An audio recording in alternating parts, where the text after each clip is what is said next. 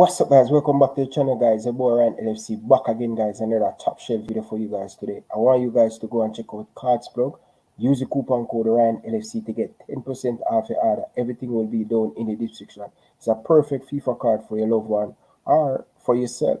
You can get your own picture on it. You can rate your own self. You can get a club logo, and also you can get your country logo on it. It's a perfect gift card for someone who loves football or your girlfriend or your boyfriend. Enjoy the video.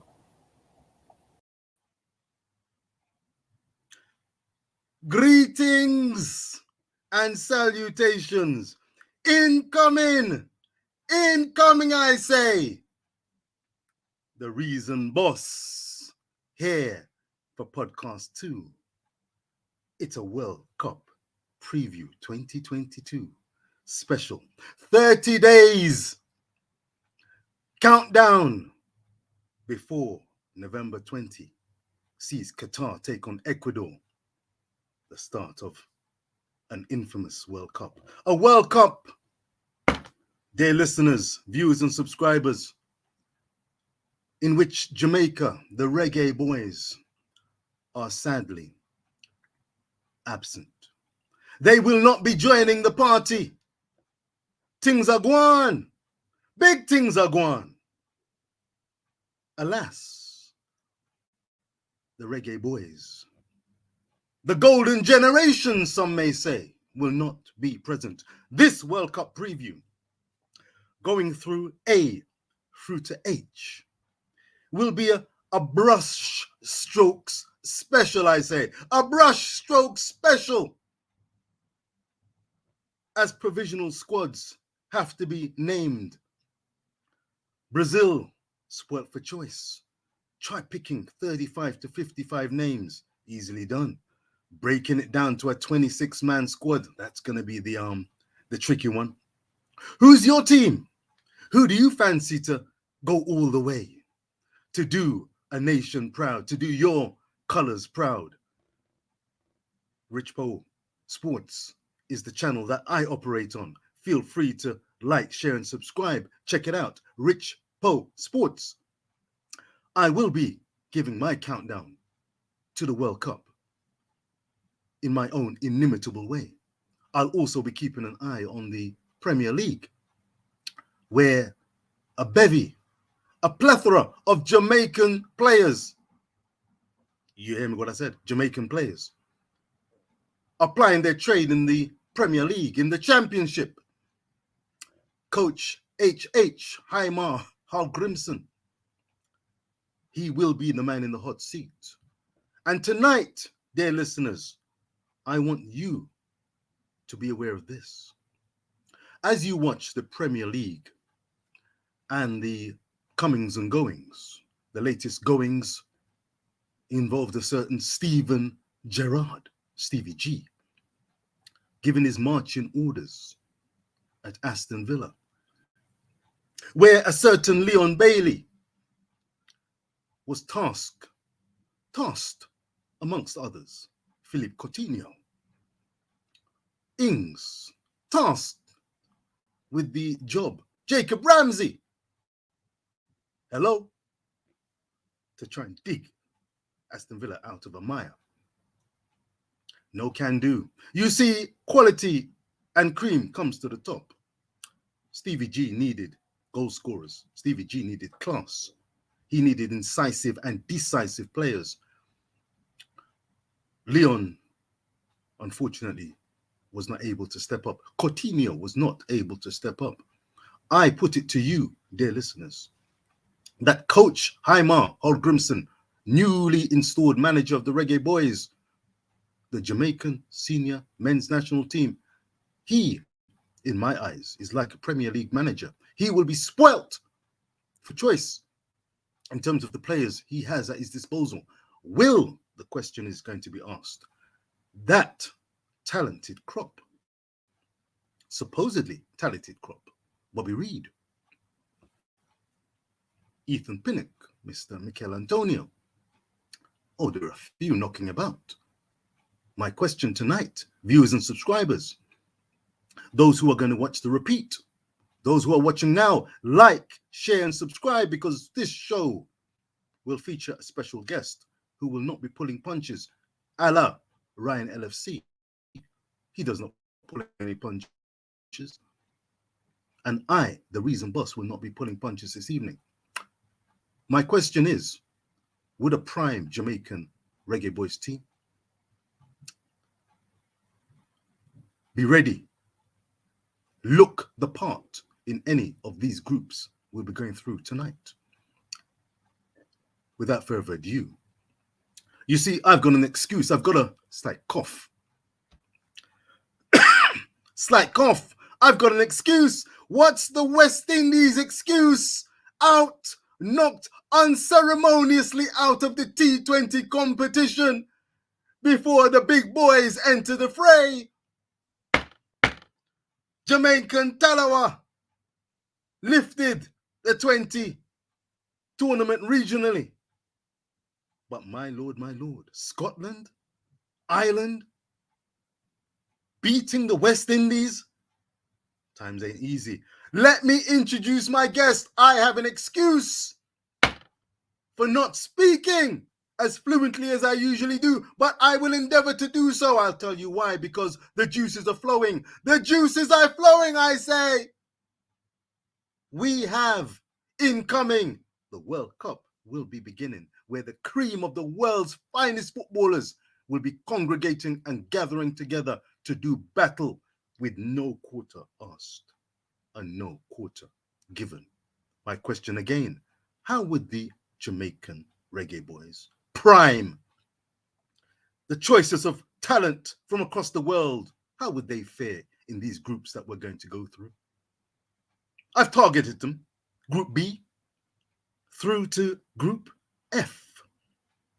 We're going to take a look. Let me, without further ado, introduce my co-host and special guest this evening.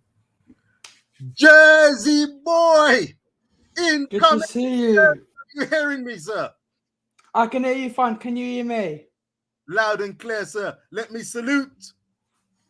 Let me salute. Now, I don't know the color of your jib and the passion that you have for the World Cup and who you may be following. I was born in England, but I bleed Jamaica and I bleed Seleção. I bleed Brazil.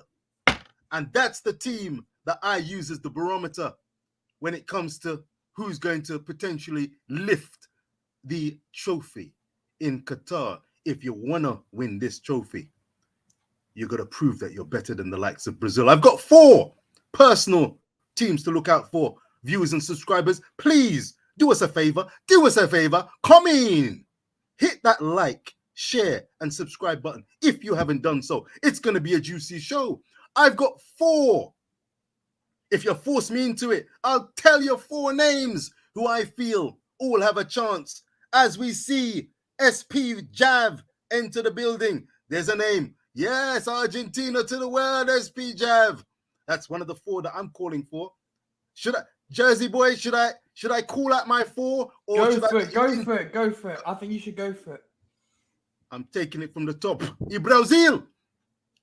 Brazil. Now I'm not falling for the old 3-card trick. Brazil being the overwhelming favorites. The Samba boys are back.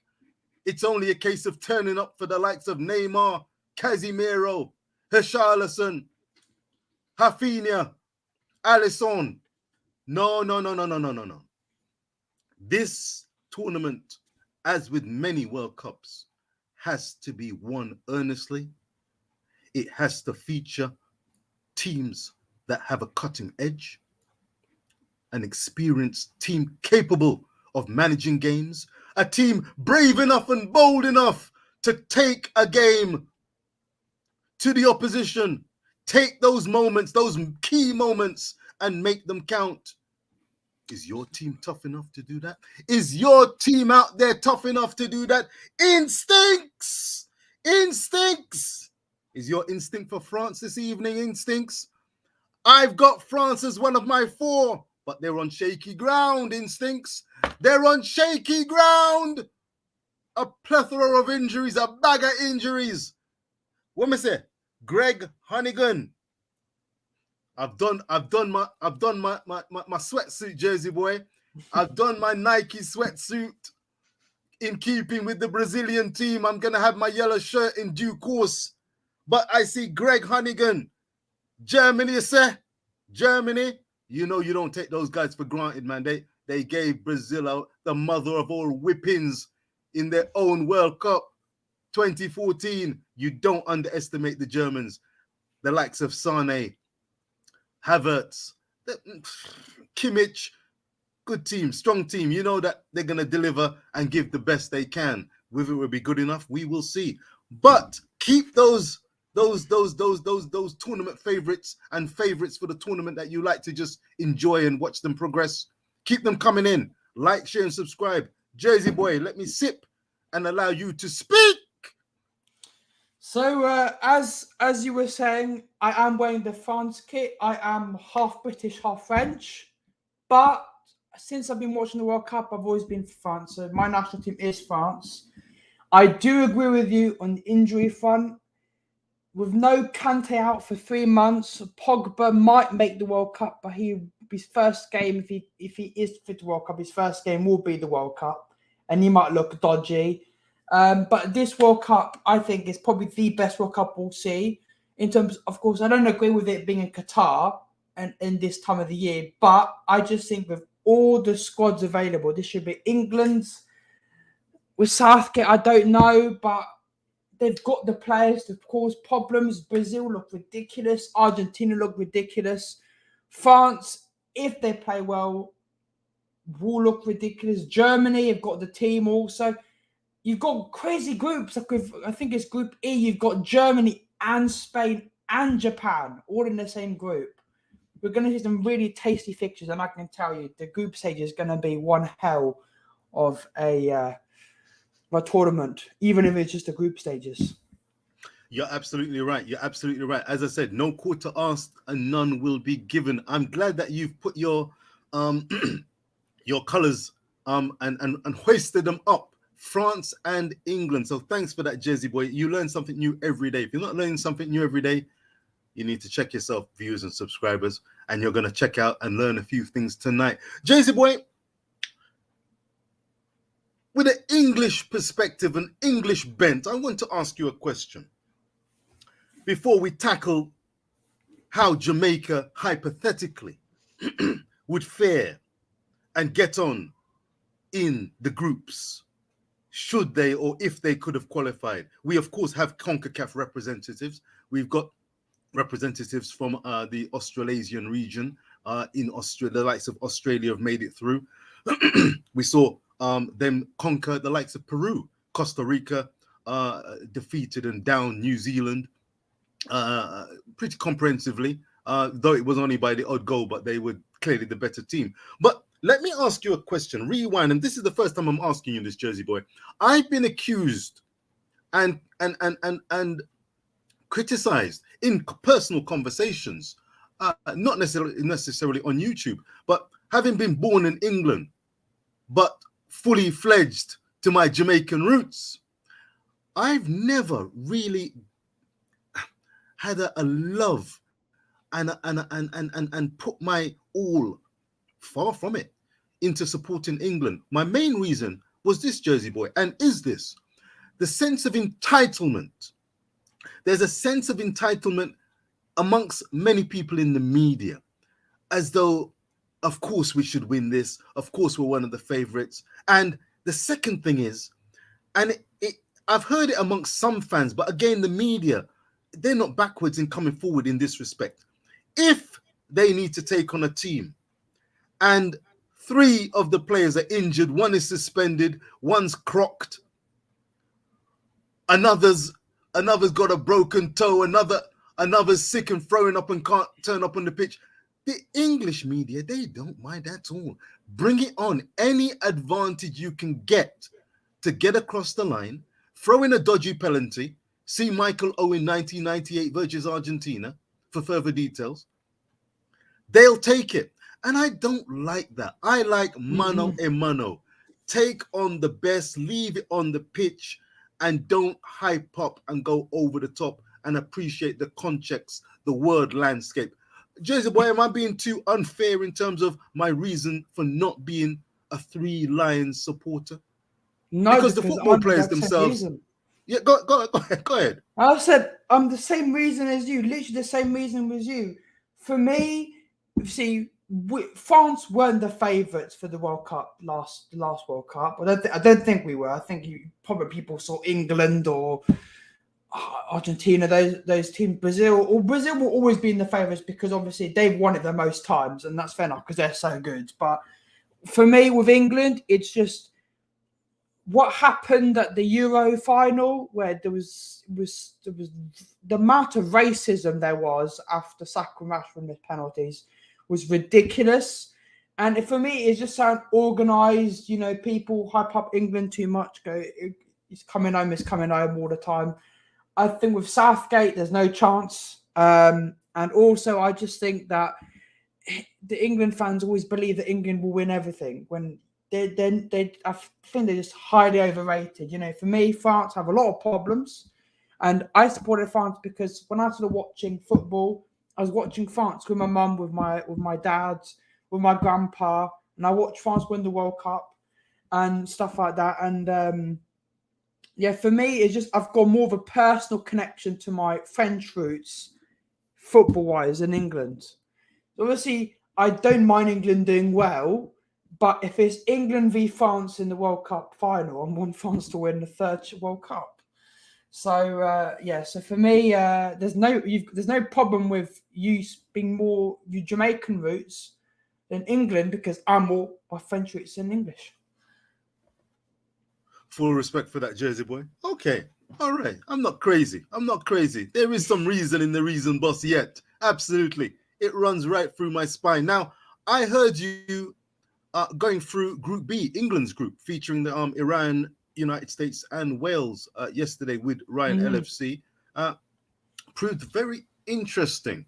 I may beg to differ, and we may go over that group again if you don't mind. But let's just take it from the top. In this World Cup 2022 preview show, we're looking for the likely or unlikely teams to make it through. Only two go through, of course. Groups A through to H, only two go through. I've got a particular slant, and I'm trying to give as much leeway to the African nations and representatives to see if they've got any chance of progressing. I'm also looking at the CONCACAF representatives. And again, as I've said, I'm a Seleção fan.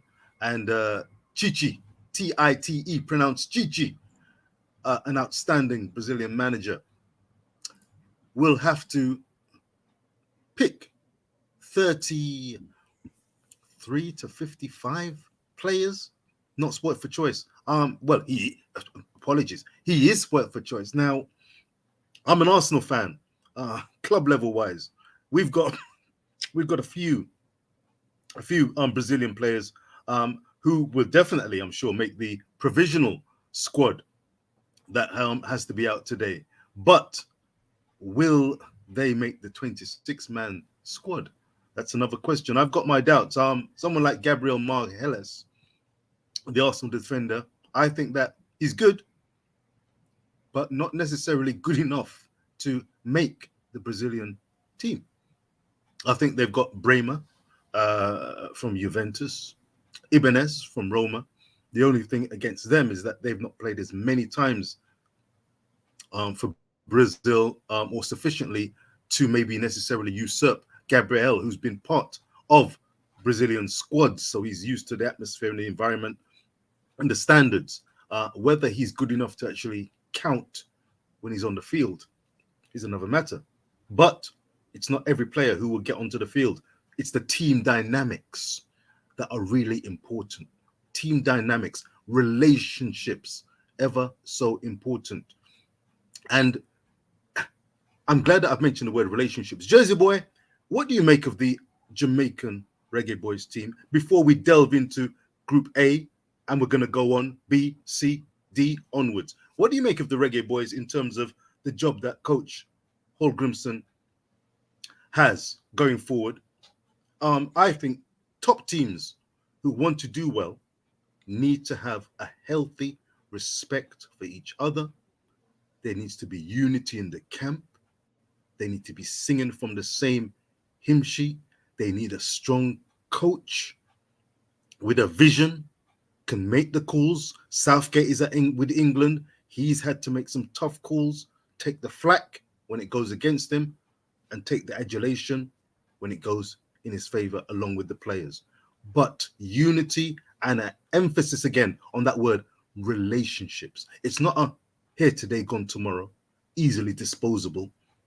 It's a healthy relationship. And I just wonder if the infrastructure is there for Jamaica to make a solid push going forward. I really hope that will be the case with this Icelandic manager. But what has been your experience of, over the last few years, Jamaica's relationship capabilities? And what do you think going forward for Jamaica before we delve into the groups and picking the two we think can go through?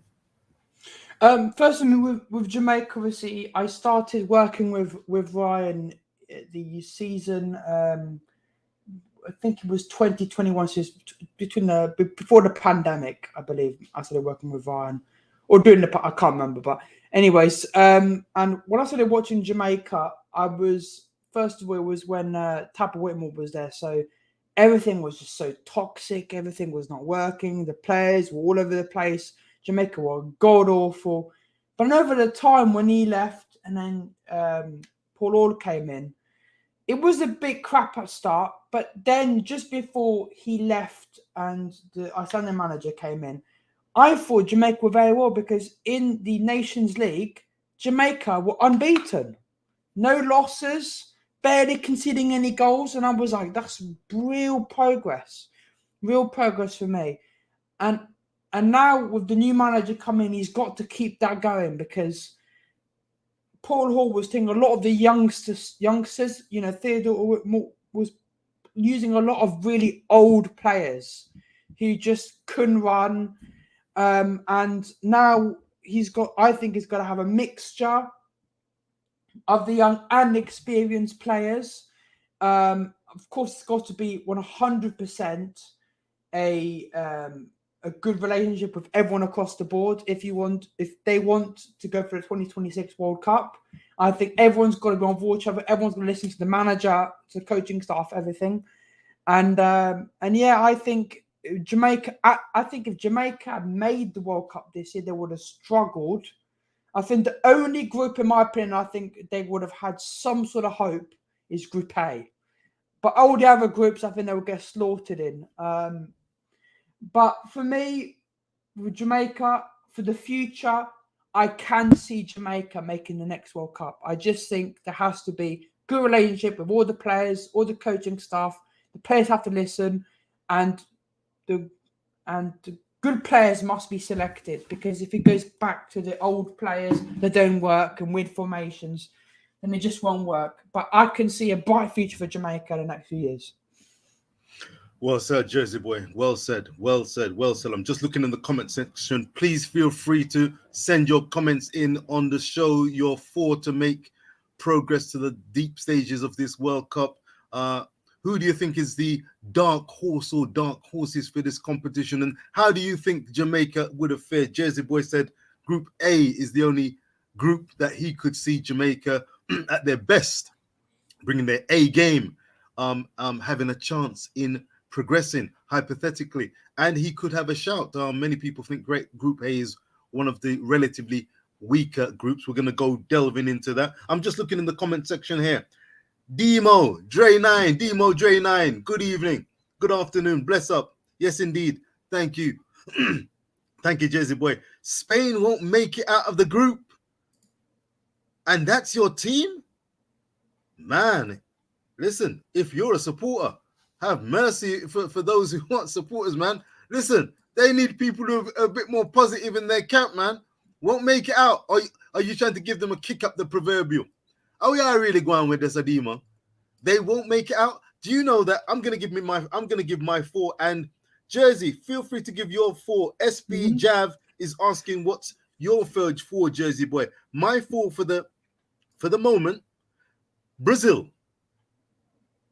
Spain, I'll tell you why. In a nutshell, I like the way Spain play. The likes of Pedro, the young teenager. Is he still a teenager, or has he turned 20 yet? Goodness me, at Barcelona. He's a wonderful talent. And Spain just play a brand of football under Luis Enrique. No, maybe he's still 19. Still 19.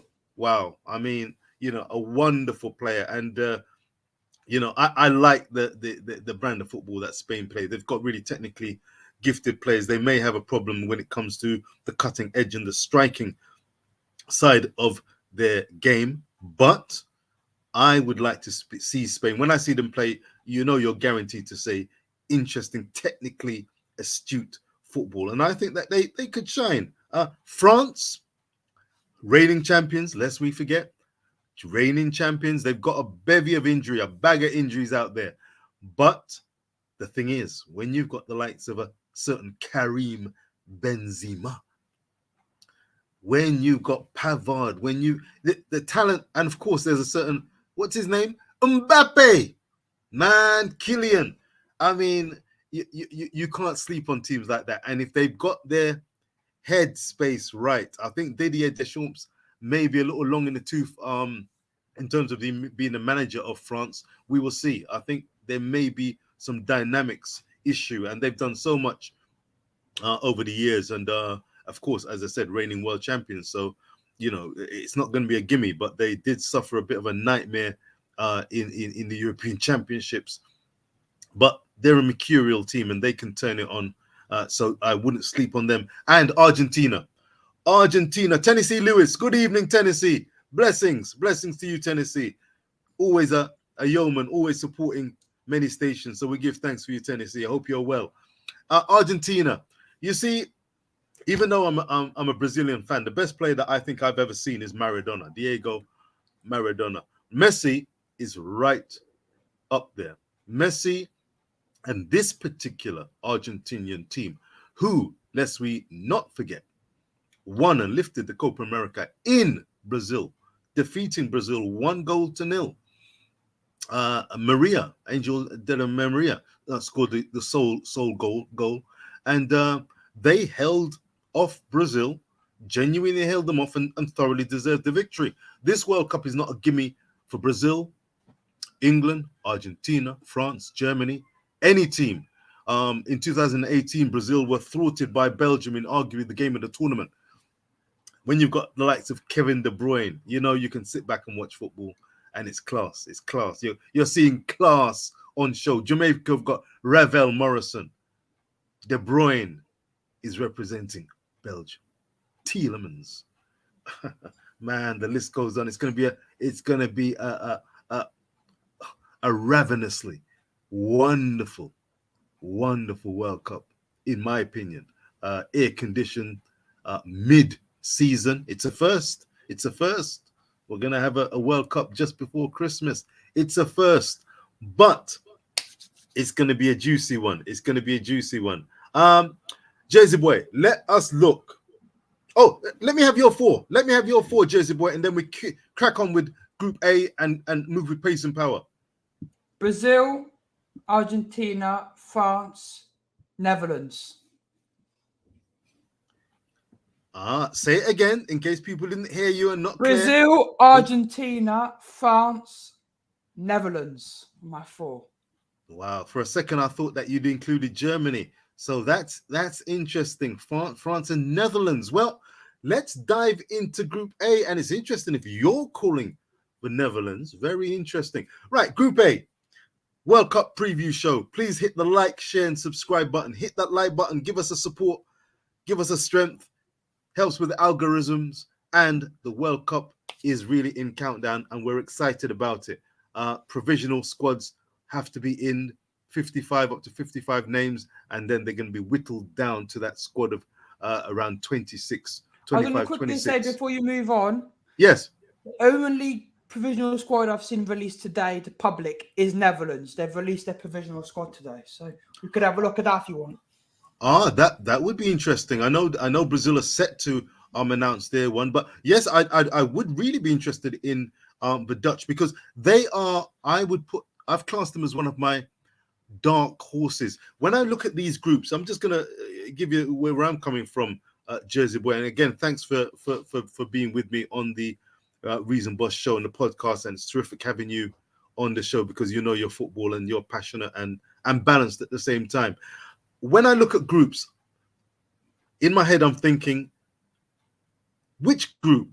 In every group, I'm thinking there's a team who's going to be a very strong contender for going through.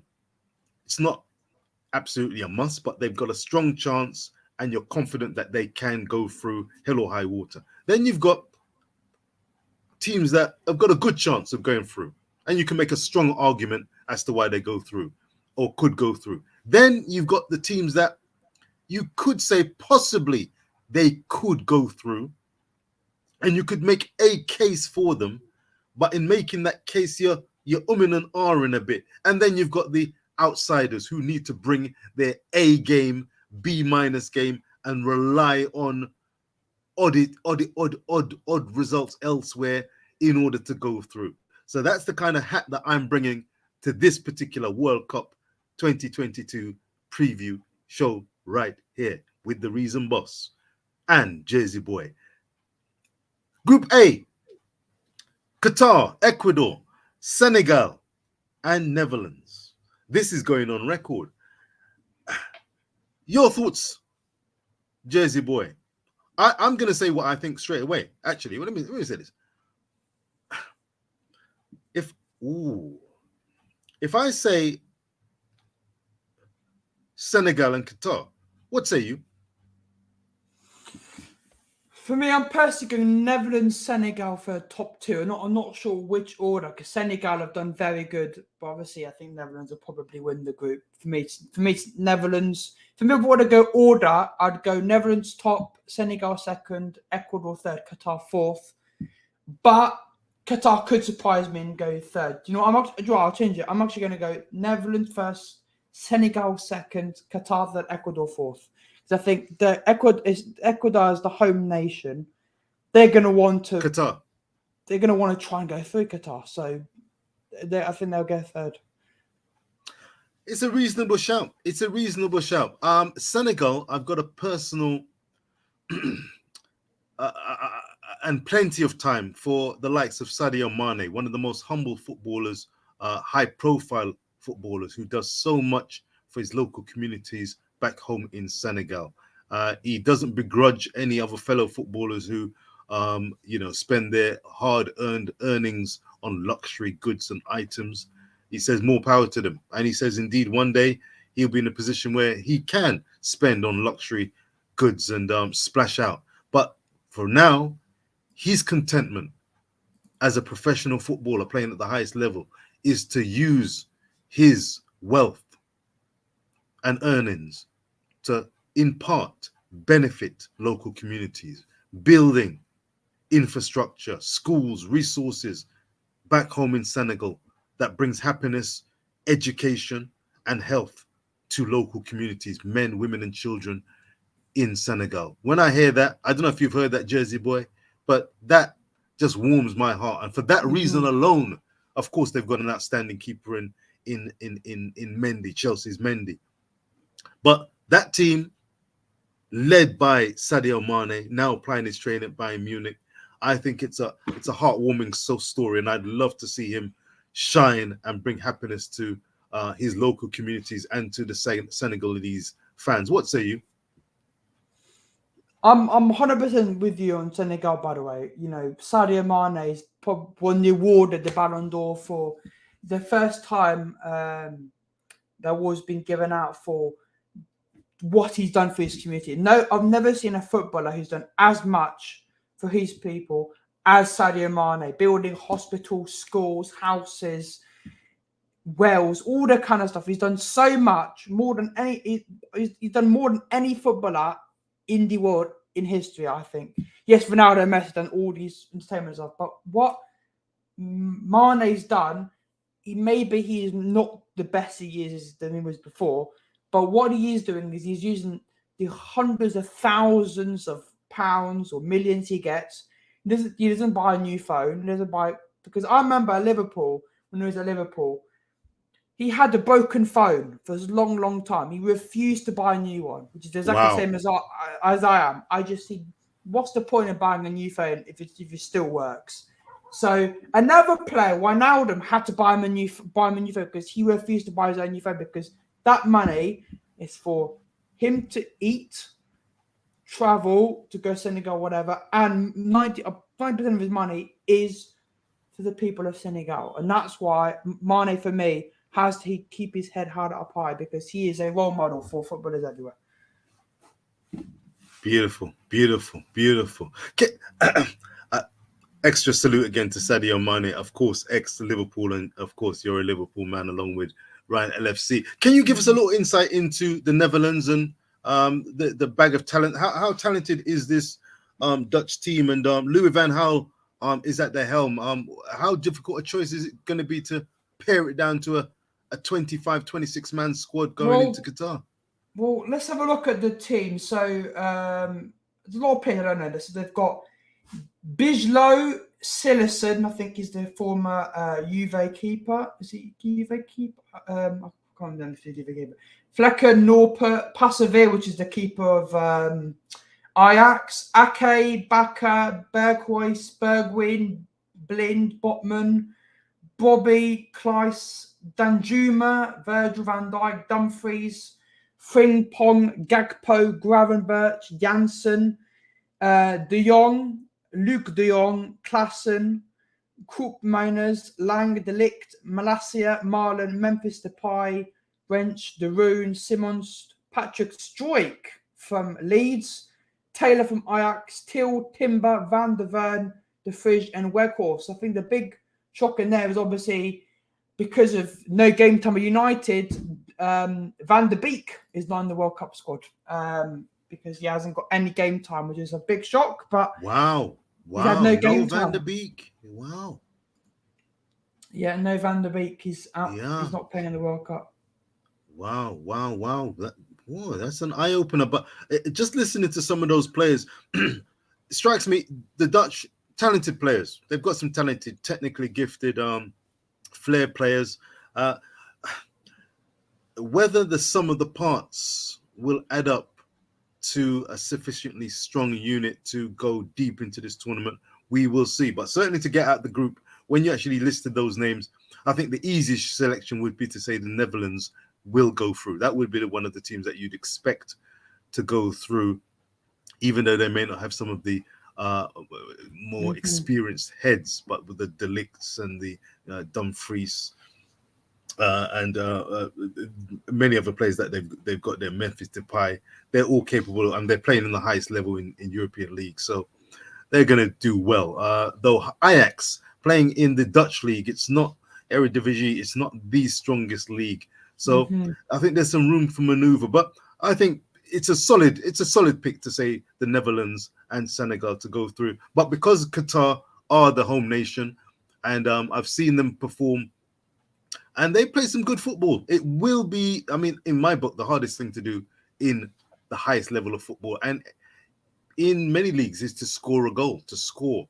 The art of scoring, it's not an easy thing. And Qatar will have to be cool, calm, and decisive in order to get out of this group. But I'm being optimistic, maybe overly optimistic, in suggesting that Senegal and Qatar will go through and thwart the likes of Netherlands and Ecuador from South America. But we will see. I think it's a strong pick to say Netherlands and Senegal, but I want the home nation to do well as they're hosting the tournament. Let's go on to Group B. I don't know if you have a change of mind from tomorrow. What were your two to go through? And I'll give my two. Mine were England. I think it was England and Iran. I went with, because the people shocked going, "Oh my God, Iran!" But the thing is, people don't realize Iran are a very good team. The last World Cup, they only lost 1-0 to Spain. Didn't lose any other game and qualified. I believe they qualified. They're not bad, Iran. And for me, the USA, I just don't think they're that good. I just don't really rate the USA, because USA played Japan, another good team. USA played their best team and couldn't even get a single shot on goal. the entire game against Japan. That to me is very poor. And you know, you've got Wales in there as well. Wales are very good, but with the news that Gareth Bale might be out the World Cup, I think, yeah, there's apparently Bale's got an injury, and we've only got a month to go. So if he's a month injury, he's in big trouble. Hello. And it's funny that you've mentioned that, because with that kind of breaking news, certainly to the Reason Boss, I was going to go with England and the United States. Then I've been switching and yo-yoing between them and Wales, though Iran, granted, they are a pretty solid team. Nothing outstandingly spectacular. But you know what? I could well envisage England, who I don't expect anything other than to come through the group. I could see England and Iran coming through. The United States have disappointed, flattered to deceive. Now we're going to one of the CONCACAF regions. I mean, they came out of the group where Jamaica were involved in. And if America are struggling, it puts Jamaica into perspective. Do you think a fully fledged Jamaican team has the ability to outlast and defeat, hypothetically, a United States in a CONCACAF regional tournament? I know that America will be automatic, should be automatic representatives as being one of the hosts for the 2026 World Cup. But do you think in the recently concluded CONCACAF octagonal, do you think that a prime Jamaica would be able to go toe-to-toe with America? Really? Yeah, well, I was doing the watching a couple of months ago, and Jamaica were robbed, if I remember correctly. I think there was some sort of foul or something given on Jamaica. I think it was Damien Lowe or something scored. It was Damien Lowe, yes, it was. And it was disallowed, and me and Ryan are like, that's not a foul, that's a goal. And they didn't give it. Yep. So for me, I think upon Jamaica, Leon Bailey, Antonina blitzed the United States. I think a good Jamaica team could win 2-0 or 3-0. I think in this group, I think maybe they're struggling against Wales because I rate Wales more than USA. I don't know much about Iran, but Iran are very good. So I think there's a chance that Jamaica really could get third in Group B and Group A. Big talk, Jersey boy. Big talk. And this is one, going back to me describing Coach Jaime Algrimson as being the leader of what could be described as a club in the Reggae Boyz, because Jamaica have arguably the greatest corporate talent that they've ever had. When they can call on so many players from across the diaspora, playing in top leagues and shining. If we've got an Icelandic manager who's, you know, got plenty of experience and hopefully is steely and has enough of a resolve to actually pick and select and stick with a crop of players that he can work with, who he believes can fit the system and play the style that he feels will bring the best out of them, then hopefully we'll see more consistency from the Jamaican team and see performances that we can be proud of. But because Jamaica have got so many talented players, quote unquote, to choose from, when you've got the likes, when we're watching the likes of Liverpool, when you're watching the likes of Arsenal, we can choose from a lot of players as fans, and of course the managers, Klopp and Arteta, they can choose and select who they want, and it's spoiled for choice. But the whole idea is, when they pick the players need to perform and show what the coach wants them to produce and what the fans want to see, which is why, as an Arsenal fan, I'm absolutely cock-a-hoop and couldn't be more pleased than what I've seen with Arteta. You need time, patience, and a belief, and have that professionalism, and of course have the players who can actually deliver, which is why I've been really frustrated with the likes of Leon Bailey and Coutinho, because they've had the opportunity. Of course you need other players to shine and contribute around you, but when you don't see the talent actually being taking the opportunity to grab games by the scruff of the neck, it is frustrating. So you need that unity, you need the relationship, you need to hit that cohesiveness to get the job done. Group B, in a nutshell, for me, looking into it, is one of the most interesting ones for me, because England I expect to go through. If they don't, it would be the mother of all shocks, and it would cause a lot of reverberations, and Mr. Southgate would say sayonara and adios. But as for who's going to come second, it's a toss-up in my book. So I'm looking forward to seeing how those teams get on, because those three teams could make it. I think it's one of the weakest groups in the World Cup opening phases, but it's going to be competitive because we can't say hand on heart, this team will definitely come through the group. So that makes it really interesting. It's one of those cases that you could make a case for all of those Iran, United States, and Wales teams to claim a first or second place in the group, and that is what makes it really juicy. I'm just looking at some of the comments coming in here. Jason Guno, thank you very much, Jersey boy. Iran will surprise everyone in this group. Jason Guna, you could well be right. Hopefully, well, as you've heard us say, we're not going to be necessarily surprised because that group is kind of up for grabs. England are the big wigs in the group. When you've got the Kanes and the Sterlings and the Mounts, I expect them to definitely claim one of two places in that group. But Iran, you could make a case for them going through, absolutely. And on the political spectrum, let's put it like this: I like to support the underdog, and all the best, Iran. Anyway, what have we got here? Jason Gunas again. We came third in our only World Cup appearance.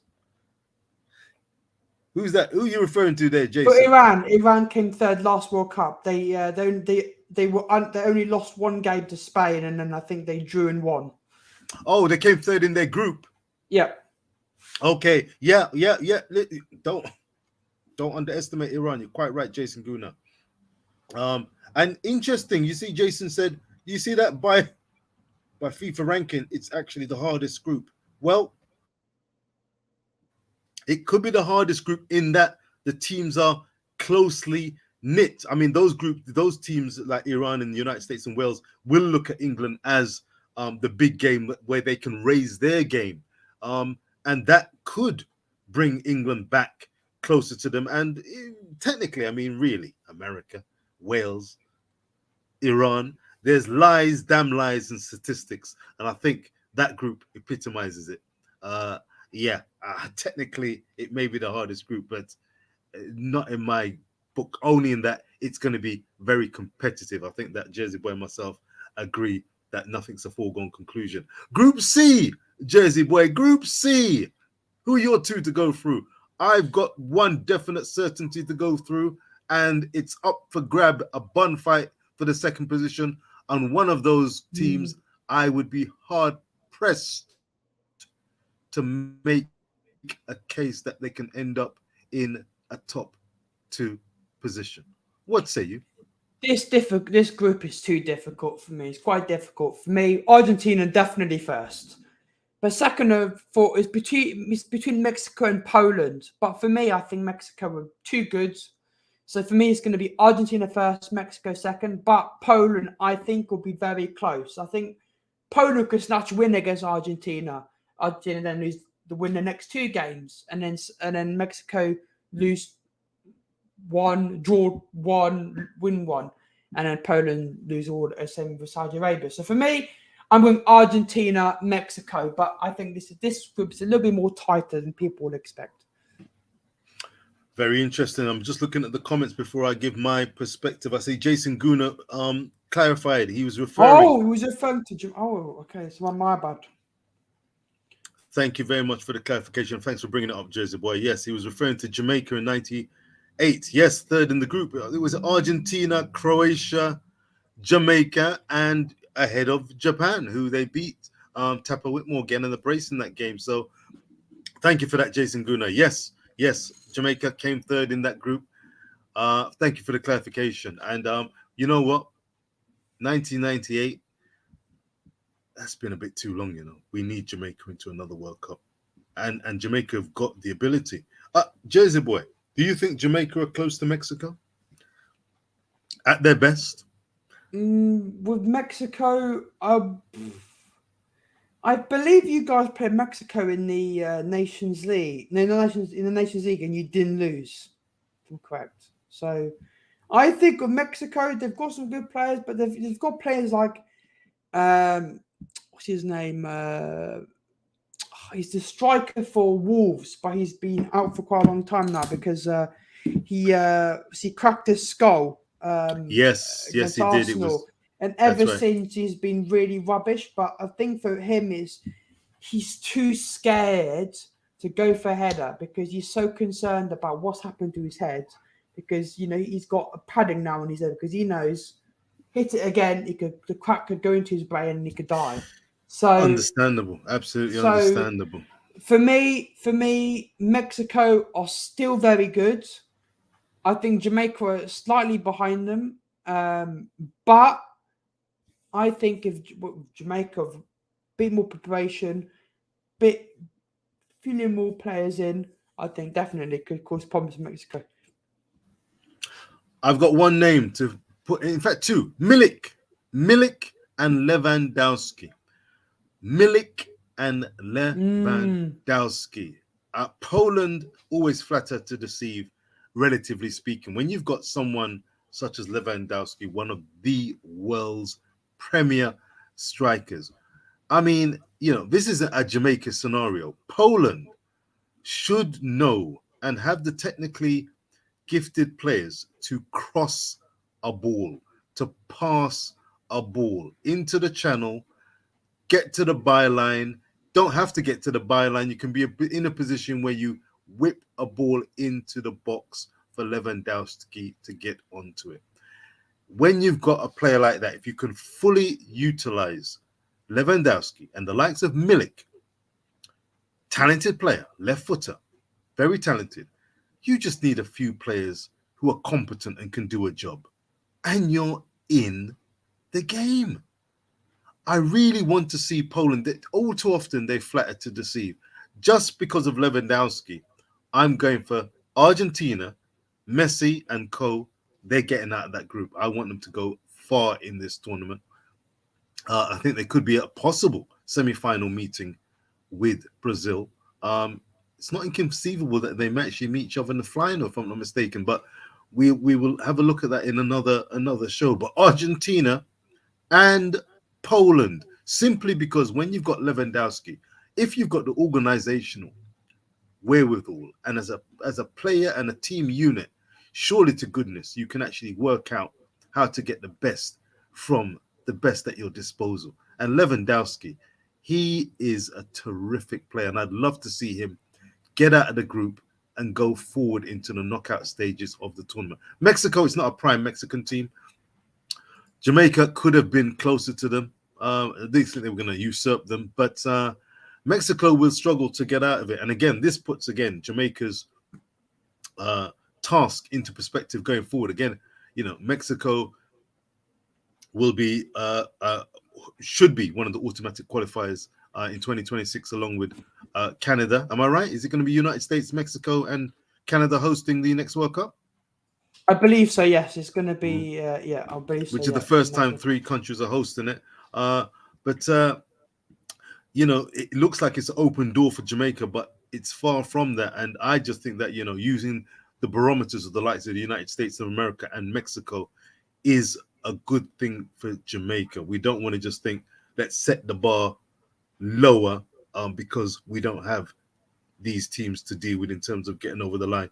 No, set the bar higher and aspire, and that will hopefully ensure that Jamaica give themselves the best chance of ensuring they can get into the 2026 World Cup. I see Yan.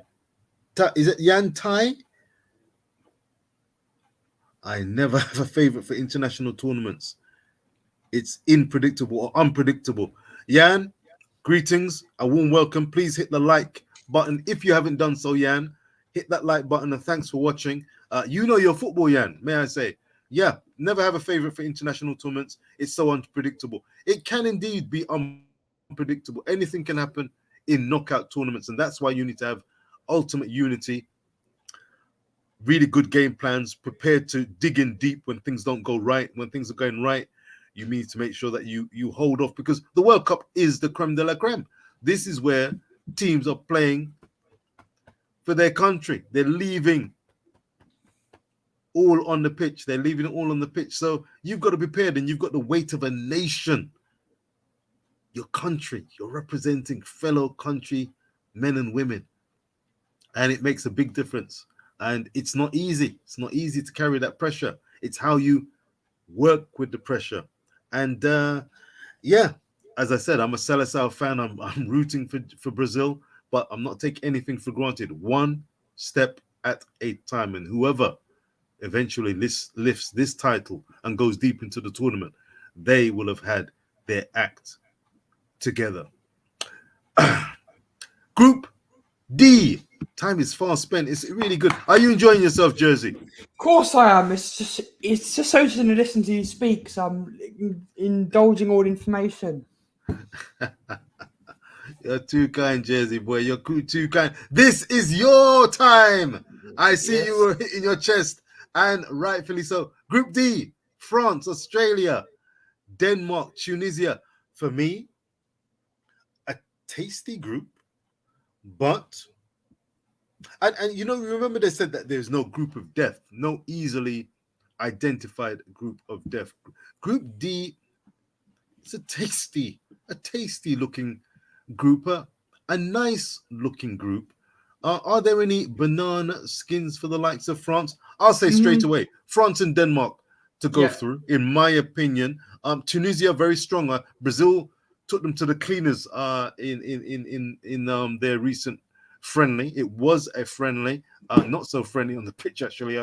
Some tasty challenges going in on Neymar Jr. there, but France, too good a team not to go through there. And Mbappe, he would actually terrorize the likes of Australia and Tunisia. Denmark, very talented team. Unlucky to lose, in my opinion, to England 1-0. I say unlucky. You do need to take your chances and ride your luck and create opportunities. They just didn't have enough to get over that line. A dubious penalty given away. Never penalty, in my opinion. Absolutely. You know, it was a fair shout to say, yes, it was a very maybe a hometown decision kind of thing there, but a very poor penalty to give away. But Denmark, with the talent that they had and had shown throughout the tournament, they didn't offer enough to get across the line. In this particular group, I think only Tunisia, who have a very, very good goalkeeper. I think technically they're pretty good, but defensively and organizationally, I think that's one of their strongest points. Their keeper, look out for him. Very, very talented keeper. Reminds me of Andre Blake, who, in my opinion, is one of Jamaica's truly top line players. I think he recently won the Goalkeeper of the Year award in the MLS. But France and Denmark to go through. Australia, simply not good enough, in my opinion. And it's going to be a tussle between Tunisia and Denmark for that second place. I'm going for Denmark. What say you, Jersey boy? And what say you, viewers and subscribers? This is going to be a shock for you. This is going to be a shock for you, mate. We haven't actually released a video yet. Me and Ryan did of Group D. We did Group D yesterday, a video. In the video, me and Ryan both agreed I've gone Denmark to win the group. And the reason is Denmark is my country's bogey team. We just can't seem to win against them. We lost 2-0 against them. I think it was 2-0 against them in the Nations League. Then we lost 2-0 again. Then in the World Cup, we drew 0-0 with them. I think I lost at least 4 or 5 results against Denmark. France have not won. We can't seem to beat Denmark. And for me, with the news that I've just seen that Mike Maignan is now out of the World Cup as well. Blimey. Like, listen, I love Lloris. He's the captain. He's one of the main reasons why Tottenham didn't lose 8-0 versus United the other day with the saves he made. But he's prone to mistakes. And I'm worried he might make a mistake against Denmark or against one of the big teams, and it might cost us. For me, I think Mike Maignan is the best keeper for France, but he's out. So it looks like the keepers will be... We might see the keepers being Lloris,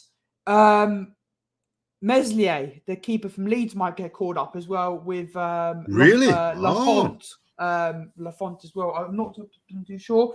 We've got a great squad. You know, we've got Klaus, Pavard, Camavinga, Tchouameni, centre backs. You could have Kanate, Koundé, Varane, Upamecano. Left back, you could have the Hernandez brothers playing there, Lucas or Theo, Ordinier, Then up front, we got Griezmann, Ousmane Dembele, Benzema, Mbappe, Ben Yedder. We got our squad is filled to the brim with world-class players. But for me, I am a little bit with Deschamps, and the reason is he seems to be changing tactics all the time. Like during the World Cup, we played like a 4-4-2, 4-2, 4-3-3. Or at some point, we actually had Matuidi playing on the left wing for some reason. But it worked with Mbappe, with Griezmann, with that kind of stuff.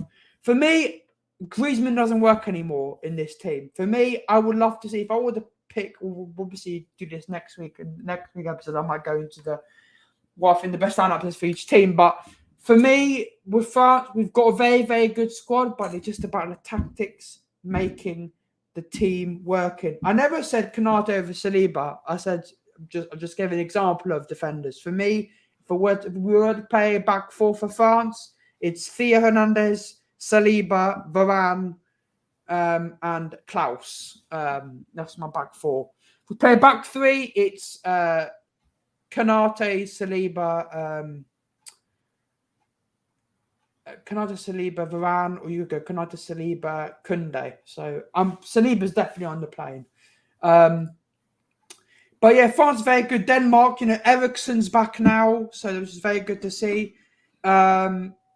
Australia, I'm not too fond of in terms of their playing style. For me, I'm going Denmark first, France second, Tunisia third, Australia to finish last. That's half Group D for me.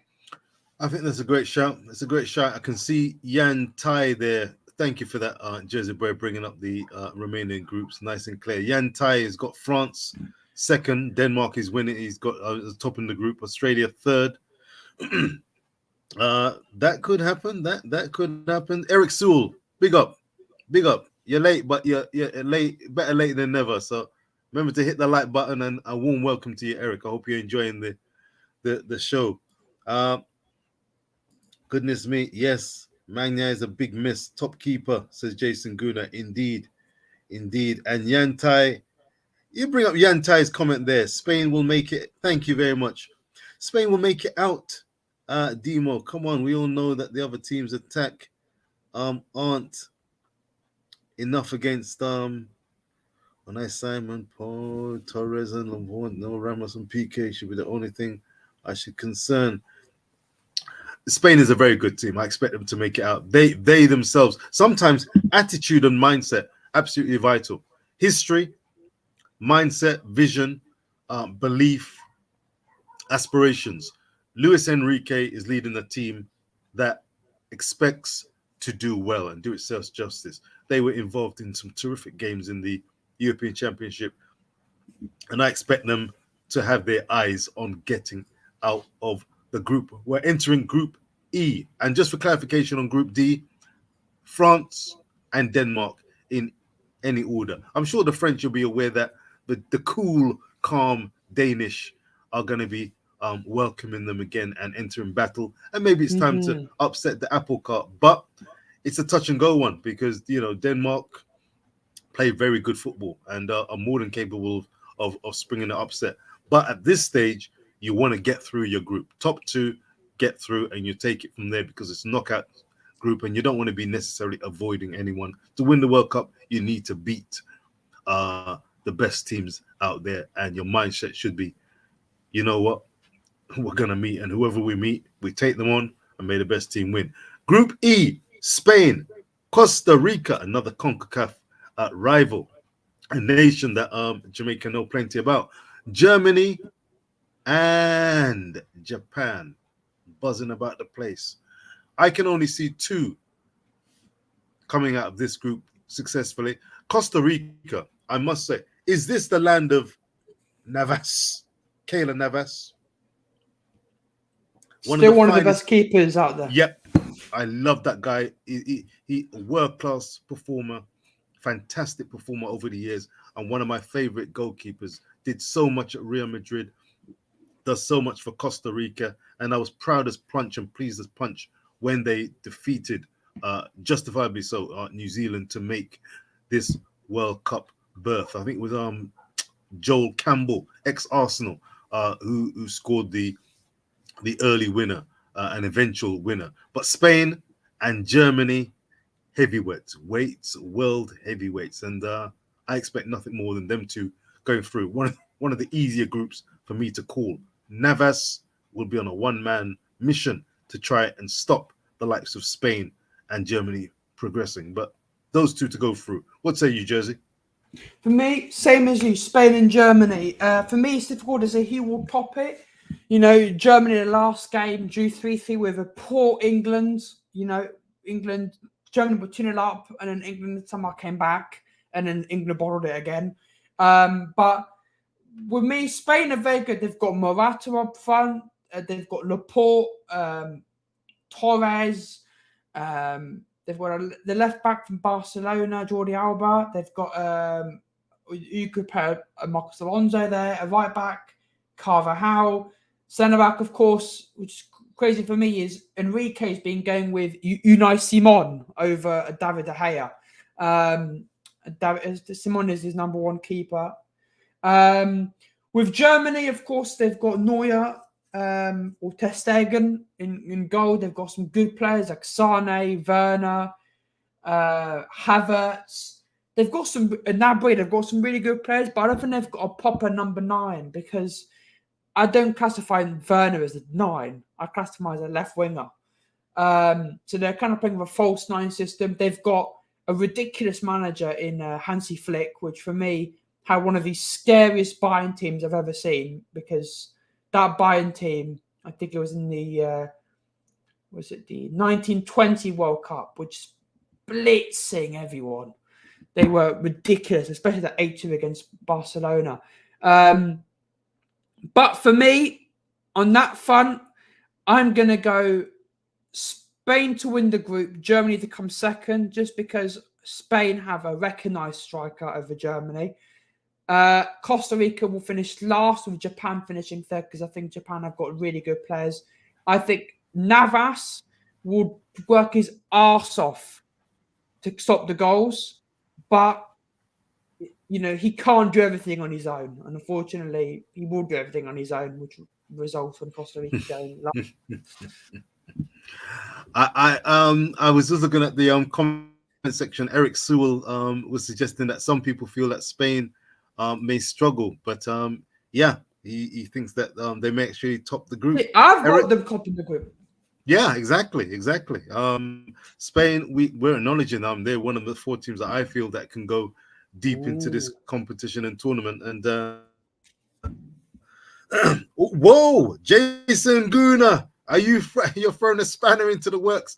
Listen, that's the beautiful thing about football in the World Cup. If everything was a given, it might be a little bit boring. It might be like same old, same old. We never know. I mean, the Japanese, they'll be hungry for success. The fans, their fans, friends, family, they've got a history of performing and, you know, trying to do the best. And they've been involved in some fantastic games. I think when they was it Belgium? They were leading one team like 3-0 or something in the last World Cup, something crazy, and they were hauled back. I mean, ridiculous. They've got a lot of talented players, and they buzz around, but will they have the experience? They're in amongst the heavyweights there. I'm gonna go Germany topping the group.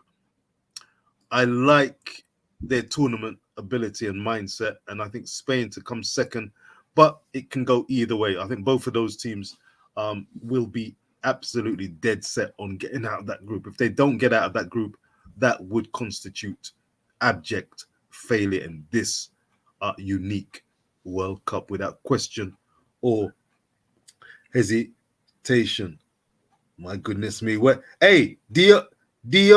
By the way, Jersey, do you speak French? I think somebody was asking you something in French. Yes, over there. I do speak fluent French. Yes, I do. Ah, parlez-vous français? All right. Now, Diogo Jose Texera da Silva. My Lord, the Mazarores Los. Greetings. Hit that like button. Greetings. There it is. Messi, destined to complete his career in Qatar. It's written in the stars. I don't mind if he completes his career in Qatar as long as he's not lifting the World Cup. That's That's the key thing for me. But you know what? He's a dangerous player. They're going to be a dangerous team.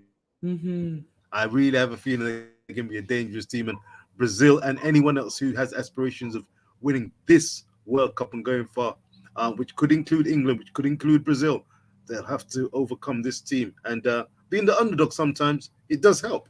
Being the overwhelming favorites, the only way is down. So I'm not going to go over the top about the Seleção or any other team. There's a few teams that have got a chance and capable of winning it. And we'll see how the cards fall. 30 days countdown to November 20th. Qatar versus Ecuador, opening game of the World Cup. Group F. Group F. Time is fast spent, but we're doing pretty well here, Jersey Boy. Thanks for hosting the Reason Boss podcast number 2, World Cup 2022 preview show. If you're going to watch this as a replay, please leave your comments. Please feel free to hit the like, share, and subscribe button. Hit that thumbs up. That gives the algorithms and gives us a strength that we can see the show being aired all around YouTube and other formats and other platforms. And again, we thank you. Please leave your comments. Who do you think is going to win the World Cup? Who do you think is going to be the dark horse for the competition? Do you think that Jamaica could actually hold their own as a CONCACAF nation if Group F, here we go. Once again, there's a CONCACAF nation there. Canada, I tell you, I've been stirred by their performances to reach the World Cup. Talented players, hardworking players, united players, a humble manager, leaving the players to do their business, working with the players, harmonious. The fans have been behind them. But this is one of the toughest groups and one of the groups that I am really, really, really looking forward to. Belgium, Canada, Morocco, and Croatia. I think this is a very competitive group and different to Group E, where Costa Rica and Japan will be the proverbial underdogs. Here, Belgium, De Bruyne, an aging team, but so much talent, led by Roberto Martinez. I'd like to see Belgium go through. I believe they will go through as one of 2 teams. Luka Modric. Poland have got Lewandowski. When you say Luka Modric, what comes to your mind, Jersey Boy? Viewers and subscribers, when you say Luka Modric, what comes to your mind? Modric is a baller. Like, I remember it was the Champions League last season where obviously Liverpool were on the road to do an unprecedented quadruple. Liverpool were at least 2 or 3 goals away, going their way, for Liverpool to be the only team in English history to win the quadruple, just the closest anyone's ever been. And in that run for Real Madrid, Modric was one of the best players along with Karim Benzema. I remember, I think Chelsea had made that ridiculous comeback versus Real Madrid, 2-0 down, and a fantastic ball. I think it was off the foot. Perfect inch cross over the top of the Chelsea players to Rodrigo. Modric is a fantastic baller. He's getting really old right now, but he's playing like he's still like 20 years old, which is ridiculous at how good he is. And I think he will be the number 1 player for Croatia with maybe Perisic. But yeah, those are the 2 players that stand up for me. But Modric is still that number 1 baller for Croatia. Do you think that he will have too much, him and his colleagues, to thwart Canada, who I've bigged up Canada? I think that they've got some players in their team and they've got a cutting edge. They've got strikers who can score, but this is the biggest stage. I believe that they're going to have to bring their as close to their A game to get out of this group. But I think that they're going to have designs on getting out of this group. That's how good this Canada and Canadian team are, in my opinion. Morocco, I'm not waxing lyrical over them. Again, always got talented individuals, but I don't know if they're strong enough to get out of this group. It would be a real shock and a absolutely superb performance if Canada or Morocco can get out of this group ahead of the likes of Belgium and Croatia. For me, Belgium and Croatia go through either order. I'd probably lean towards Belgium, the last hurrah for some of those players. And Canada, they may fall on their sword in failing to get over the line. If they do get over the line, wow. And they've got the heart and desire to do it. Don't know if they've got the big team and big occasion mentality to do that, because Belgium and Croatia have been there and done it on the world stage, and it'll be a real tough ask. But it will be enjoyable to see Canada going toe-to-toe. And again, Jamaica will be looking on and seeing how a team actually goes up against quality teams. If we feel that Jamaica can do it and aspire to do it, let's get our chins up. Let's get behind coach and get beside Coach HH Hallgrimson, and let's see Jamaica make strides to doing a Canada. Belgium and Croatia, but keep your eye on Canada. Morocco, hard to make a case for you getting out of this group. 2 for you, Jersey boy, and then we can check out some of these comments like Yan Tai. Dark horse will be Serbia. We're coming on to them next. Dark horse. Hey, speak, Jersey boy, speak. For me, it's a bit difficult because for me, Canada were very, very good. You know, in the qualifiers, they obviously, I believe they only lost one game, or even they finished the qualifying unbeaten. I can't remember. I think they did lose one game. But qualification, they were so good. But they're coming against some good teams now. Croatia, you've got to remember, Croatia beat France in the Nations League. Yes, maybe. Deschamps was using the Nations League as like the friendlies for the World Cup, preparing, doing a lot of testing and stuff. They still beat France with Karim Benzema and all these players. They still beat France. Morocco, very, very good. They've got good players like Hakimi. I think it's Morocco, isn't it? Is it Morocco Hakimi plays for? Am I getting my teams wrong? Check it out. Not 100% sure. I'm just checking out these comments, man. It is Morocco. It is Morocco. Yeah. Is it Morocco? Yeah. Jason Guna's on. So yeah, for me, it's going to be. It has to be Belgium and Croatia, but I would not be shocked if it was Canada getting in that second spot. But for me, Belgium and Croatia, Canada third, Morocco fourth. Good man. Good man. I see Jason Guna's going Croatia and Canada. I mean, that would... Oh, wait a minute. I've got to do a double take there. Croatia and Canada? Ooh. No, Belgium. No, Belgium. Well, as he said, one of Belgium or Croatia will be on the wrong side. This is the beauty of football. It's going to be a terrific group, and I can see that Jason Gunner concurs, because it's not a gimme in certain people's eyes. Yan Tai there. Belgium is going to be Belgium is the problem. They can't play good. Yeah, thank you, Jersey boy. They can't play good without Company and Vermeulen. Boyata not good enough, or not enough game time, and Alderweireld and Vertonghen aging. Yantai, it's a great shout. I alluded to it. It's an aging team, but Roberto Martinez is a very adept and experienced manager, and in the likes of De Bruyne, Tielemans, Lukaku, they've got some very good players still, and it could be a last hurrah for the likes of Alderweireld and Vermaelen. But these creaking, aging legs could come a cropper at the hands of Canada. If that is the case, if that proves the case, that would be an outstanding, nonetheless, outstanding performance by Canada, unlike our outrageously woeful T20 West Indian. Oh my God!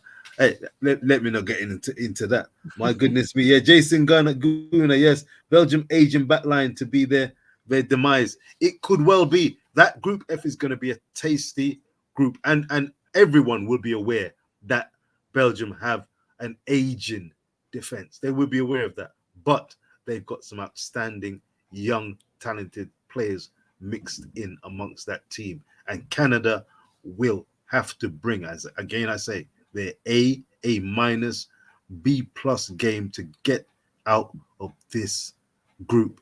People like Modric with Croatia, they know the time to pick a killer pass, produce that moment of magic, to strike on goal. Perisic, another player, and they've got a few who can make the difference. It'll be a terrific group. That's one of my favorite groups I'm looking forward to, without a doubt. What do you think, Jersey? Is it one of the favorite groups for you to look forward to? Yes, I'm definitely going to be watching Belgium, Canada. We're going to be, so when the World Cup starts, people want to know, we're going to be doing a watch along. Our goal is to try and do every single game watch along. Every game. Wow. I will be mainly covering France and England, of course, but I will be on Belgium, Canada, Spain, Germany. There's kind of games. There'll be a lot of rotation in terms of the watch-alongs. If you want to be involved, Reason Boss, you're more than welcome to join us for the watch-alongs. And I'm definitely going to be watching Belgium, Canada, because I think that's going to be a spicy game. Even Belgium, Croatia, that's going to... I think this group has got a lot of tasty games. I think every game's good. Canada, Morocco, Croatia, Canada, Morocco, Belgium, Morocco. I think every game in that group is a tasty match. I agree with you. And I would more than be happy to, when I can, join you for some of these watch-alongs. I mean, it's a great and ambitious project, going to try and cover every game. But I'm sure I'd love to see the passion that you guys bring. And it's the World Cup. I think it's going to be my first one on YouTube. So Richpo Sports, Richpo, RICHPO, Richpo Sports. My channel will be also looking to cover, in terms of reviews. It'll be reviewing and previewing the matches, as well as looking at Premier League action. But World Cup previews and reviews of matches will be taking place. And I'll be having a particular emphasis on the Brazilians and Argentinians. But Brazil is my number one team. And I'll be keeping an eye on the likes of Spain, as I said, and France, who make my top four in terms of going deep into the tournament. England. Can England win the World Cup? No. Jersey boy, viewers and subscribers, can England, the Three Lions, can they lift the World Cup before we get into Group G and H? Viva Brazil. Jersey boy, speak! I think there's more of a chance that I've more of a chance of you become the president of the United States or the new Prime Minister of England, Reason Boss, that England get to win the World Cup. So basically, no chance. There's no chance. Wow. No chance. Wow. Slim to none and Slim's out of town. How are you really going with Jersey boy? Jersey boy, no chance. Never say never. If I say Harry Kane, Raheem Sterling, Mason Mount, Phil Foden. Also, great players, but no, for me, the problem is not the players, it's Gareth Southgate. For me, that's the problem. I think if they have a different manager, because if you look at the England squad, they've got such good players. But he's obsessed with Maguire and we're playing 3-4-3 and all this kind of stuff, and it just doesn't fit well. For me, the problem is Southgate. I think if Southgate was gone and we had someone else in, England someone else in, then England have a higher chance. But unfortunately, with Gareth Southgate there, I think there's more of a chance of one of us becoming Prime Minister. My Lord. But never say never, but you know, there's a chance you could also become Prime Minister. Wow, that's a brother who's not sitting on the fence at all. I tell you what, Vasiniano Congo says no chance of England winning the World Cup. All right, that's telling us. Jason Guno, yes indeed, Jason Guno. We're moving on. What if I said Gareth? My Lord. Group G, pace and power. We're going to be wrapping up shortly. It's been a pleasure, by the way, Jersey boy. You are an outstanding listener. I raise a glass, and a big mug to your listening and verbal acumen. I salute. Talking about that, I've got to make myself a cup of tea after this. I haven't had my cup of tea of the day yet. You deserve it. You deserve it. We're going to move with pace and power. Group G. It's going to be a group that I will be licking my lips over. I will be paying extra close attention to. the Seleção, going for the Hexa, going for World Cup number 6, 2002, led by Ronaldo himself with Rivaldo, Ronaldinho, Gilberto Silva. My lord, my lord. Boy, oh boy. Lucio. Boy, oh boy, oh boy, oh boy. And Marcos in goal. Thumbs up to this day, man. Thumbs up. Ed Milson. Respect. I enjoyed that World Cup so much, man, in Brazil, in Korea and Japan. Group G, Brazil, the Seleção. They need to get out of this group. They want to get out of this group. They would like to get out of this group. They're seeking to get out of this group. I believe they will get out of this group. The question is how. We take nothing for granted, but Brazil are on a mission, and I want them to do themselves justice. Do yourself justice, Brazil. Once you give of your all, we can ask no more. Who will join Brazil?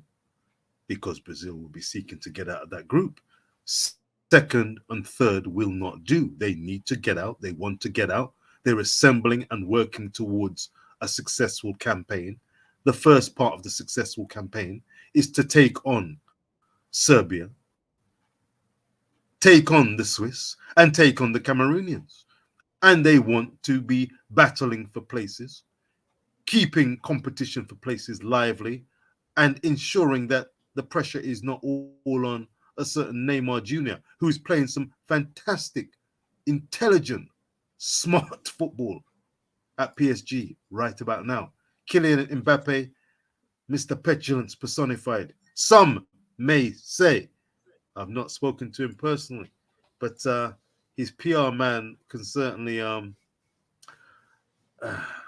could do better if he's not being represented correctly. Brazil, followed by, and with the African bent, I'm going to go for a left field, Cameroon. Come on, Cameroon. I've got some wonderful Cameroonian friends. Mr. Mbang, sir, I salute. Captain Joe Mbang, my Cameroonian friend. Sister Cecile, Cameroon. Join Brazil in defeating Serbia and Switzerland and making Africa proud. What say you, Jersey boy? Views and subscribers, hit the like, share, and subscribe button. Do you agree with me? Brazil and Cameroon, bigging up the African nations. Do we have to bow down to the Serbians and the Swiss, the European nations, who could grow a pair, by the way? Let's not talk Ukrainian war, but I almost, don't get me started there. They could grow a pair. Come on, Brazil and Cameroon. What do say you, Jersey boy? I would love to see Cameroon go through, but for me, I'm going to go Brazil first. I think Brazil will win every game in their group. I think they will come out of that group undefeated and will win every game. So I think Switzerland will come seconds because they've got a lot of good players. They've got Embolo, they've got Xhaka, who's now that comeback at Arsenal. He's turned into one of the best midfielders in the world this season. He's been absolutely ridiculous. He's been one of the main reasons why you guys, Reason Boss, are now top of the Premier League. So you know what time credit it to is. Eden You know Xhaka. what time it is, Jersey. Yes. Yeah, for me, Brazil, Switzerland, Serbia, Cameroon. I think Cameroon will come last, but I think it's going to be a tight group. Not for Brazil, though. Brazil will win the group very comfortably. So for me, Brazil, Switzerland, Serbia, Cameroon. Tim, I'd like to avoid what you're saying, but you know what? Fun and joke aside, Tim, it's Argentina's year. Well, we'll soon find out. It's Argentina. Could it be Argentina's year? I've already said, don't sleep on them. Leo Messi is surrounded with a team who are playing for each other. They are not overly reliant on Messi, the aging Messi. And that team, playing with that word, back to what we started with, strong relationships, unity of mind and purpose. That's what you're seeing with Argentina. They can play it hard. They've got a cutting edge. They've got resilience. They understand what it takes to win a game. It doesn't have to be the prettiest at times, but they're resilient. They're focused. They're professional. It will take a good team to knock this Argentina Argentinian team out of the World Cup. Yan Tai, Brazil and Serbia to go through. Well, Serbia and Switzerland. Jersey Boy, wonderful critique of Granit Xhaka. And because Xhaka is playing so well for Arsenal, and for that reason only, I'll say, look, Switzerland, if Cameroon don't get over the line and can't get over the line, if they don't, then enter Switzerland. Enter Switzerland. But it's going to be a tough one, you know. Serbia are not an easy team to deal with. You can't take them for granted. I think, funny enough, in the last World Cup, if I'm not mistaken, 2018, Brazil met Switzerland, opening game, a wonderful strike by Philippe Coutinho. Seemed to be portents for things to come. But Switzerland pulled things back, and that game ended 1-1. Brazil then did go on to defeat Serbia pretty convincingly as well. But Switzerland gave as good as they got and hung in there against a talented Brazilian team, and they shared the spoils. It won't be easy, but I'm saying Brazil and Cameroon. I'm saying, come on, Cameroon, do something. Do something. Their campaign has been very interesting, and the players that they've drawn upon, and how they've gone about selecting their players. They've been through some ups and downs, and they've got a story to be told, and I'm sure that we will hear their stories a little closer to kickoff time. But Brazil and one other, as far as I'm concerned, I don't mind who else goes through. I'm really happy that you think that Brazil will win all three of the games. I don't think it's a dead certainty. As I said, 1-1 in 2018. I just want Brazil to show what they can do, and that includes being resilient, being smart, and showing that they've got what it takes to light up this World Cup. It won't be a gimme when you've got that weight of expectation on your shoulders. It's not easy to come through, but this is why Brazil are 5 times world champions and go into many tournaments as one of the favorites, because they know how to, for the most part, handle the pressure. 2010, my goodness me, unfortunately in South Africa, they had the chance to go deep into that tournament before they exploded against the Netherlands. Goodness me, yeah, gosh, oh dear. Felipe Melo, that's another story, nightmare. Oh, let me stop my pontification. Danny Dread. Good evening, Danny Dread. England. Is it Jersey Boy? Danny, is the England managerial position a poison chalice? Hasn't Gareth Southgate led England to a semi-finals of a World Cup, European Championships final, brought through young talent, Saka, Phil Foden, Luke Shaw's there, the re-emergence and resurgence of Trippier, who might make my fantasy league team, by the way. Week 11. Anyone playing fantasy football league, Premier Fantasy Football League? I had 600 points going into week 12, exactly 600 points, and had a juicy 56-pointer. I'm on 656 points. I've not had one Jamaica in my team yet. I'm speculating. Ivan Toney. You remember him? Ivan Toney, who should make the provisional squad, and fingers crossed for some, he makes the final 26. Ivan might get into my fantasy league team. He might do. But that's the size of the task that Jamaica have. Because the likes of Ivan Toney are not rocking up and saying, I'm free, I'm available, I want to be on board. And yet he's probably one of the best players that would be eligible for Jamaica. And he's plying his trade in England and struggling to make the final squad for England. And yet he is a talented player. And if he's a talented player, not making the England squad, if he doesn't, then what does it say about the other players who could represent Jamaica? How good exactly are they? They've got a challenge in their hands. That's why I'm calling for unity.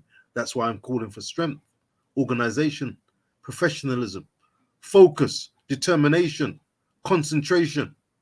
singing from the same hymn sheet. Listen to the coach. Be available. The importance of preparation camps. We need everything going Jamaica's way in order for success to be realized. Jersey boy, go ahead, sir. Before we go into Group H. Yeah, with Jamaica, I think Tony would be brilliant because, you know, I think Tony is a great footballer, but he's been really struggling at the moment at West Ham. You know, Scamacca's now taken his place. Oh, you mean Antonio? Antonio. You mean Mikel Antonio? Yeah. Not Tony. No, yeah, I'm saying that. Antonio is very, very good, but for me, I think Tony would fit more with Jamaica than Antonio because Antonio he hasn't got the pace really anymore. When Tony's a fast footballer, he's scored hat tricks in the big games. I haven't seen Antonio do that yet. You know, for me, and I don't know. I think if Tony gets in that squad and plays a few caps for England, I don't think he'll be eligible to play for Jamaica anymore because I don't know what the rules are in switching nationalities. But for me, I don't think he will play for England because Southgate is Kane. I think the only way to place Tony is, let's say, England win the first 2 World Cup games and England have the facilities to drop points in their last game in the group stages and still get top. And that's when I think he might bring on one. Or, you know, extra time or something, or 80th minute. You only get really much game time. But for me, I think Tony would fit Jamaica very, very well. It's a good shout. Whether Tony is eligible to represent Jamaica and will be or will he be holding out and actually get some game time for England is another matter. But I'm really hoping that, you know, the JFF and the Jamaican authorities and the Jamaican team don't get into any isms and schisms and talk of, you know, foreigner and foreign bala and all them. Something that we want a united team playing, working together, whether you're a first team or squad player, or if you're possibly going to be selected for a provisional squad. We need a good atmosphere. That can only benefit Jamaica football going forward. Group H, the last group. Jersey boy, again, a warm thanks. I know the T is beckoning and calling you. So Group H, Portugal feature along with Ghana, who were given a good beating by Brazil in their recently concluded friendlies, Uruguay, and the Korean Republic. One of the teams I know very little about. I've seen only snippets of them on YouTube, but the aging maestro Cristiano Ronaldo, Bruno Fernandes, Portugal, Ghana, Uruguay. Portugal and Uruguay. There you go. Portugal and Uruguay. Same as you. Yeah. Listen, with Ghana, they've got some. Ghana have called up a few British players who. Yes, they have. Yes. Lamptey from Brighton, Hudson-Odoi. They're very good, but for me, Uruguay very good. They've got Suarez and Darwin Núñez up top. They've got some really good players.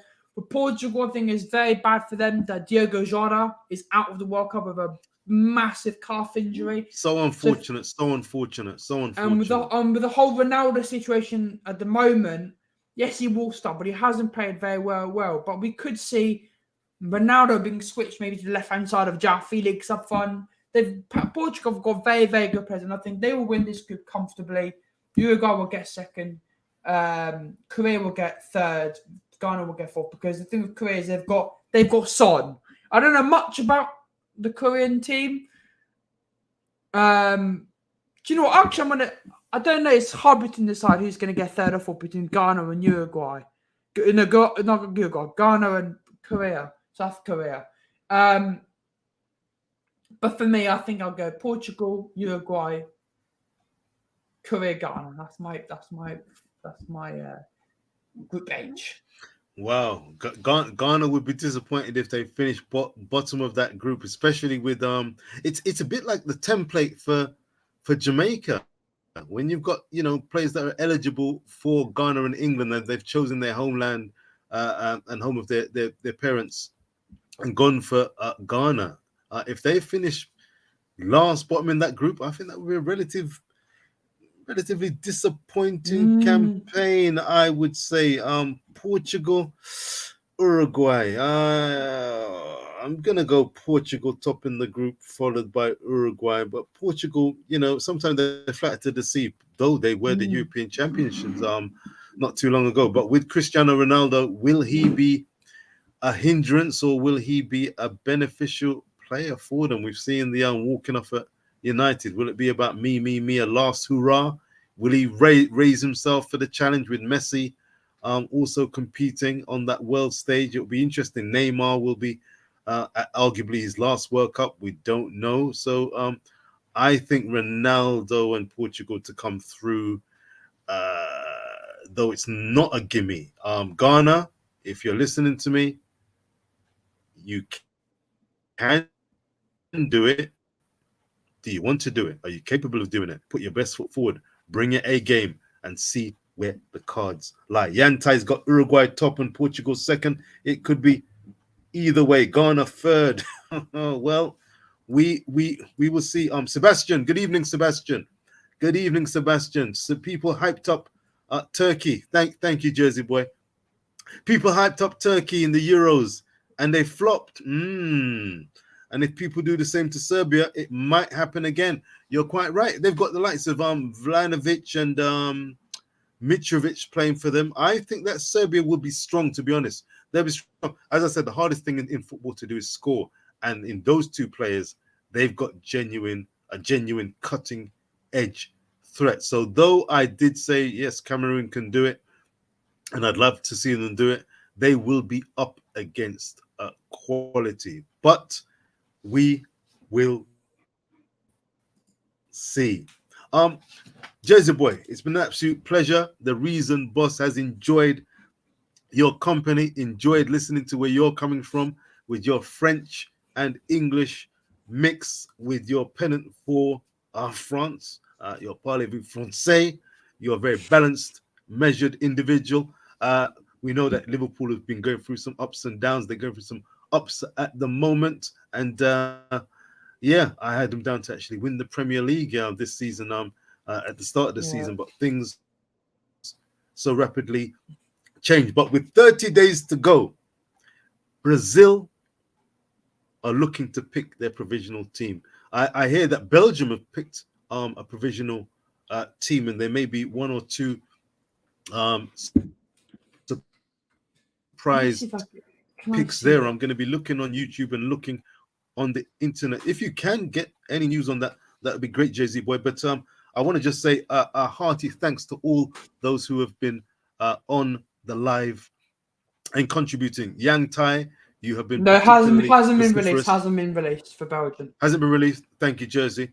Thank you, Jersey. But for Eric Sewell, for all the people who've been taking part, Tim, and Jason Guna, of course. A big thank you, Mr. Congo, Vassiano, Congo. I'd like to thank you, and of course, you, Jersey, and of course, Ryan LFC for the platform and the opportunity for this podcast number 2 for The Reason Boss. Look out for my own channel, Rich Poe Sports, RICHPO, Rich Poe for Rich Power. Rich Poe Sports, where I'll be doing more reviews and previews on the World Cup as well as forthcoming Premier League fixtures. But with 30 days to go, I'm going to be tuning in and tucking into who Brazil select and who the other nations select and how they pare it down before they make their final decisions as to who is going to be representing the various countries at this World Cup. It's been an absolute pleasure. The Arsenal boys, Gabriel Martinelli, will you make that 26? Gabriel Jesus.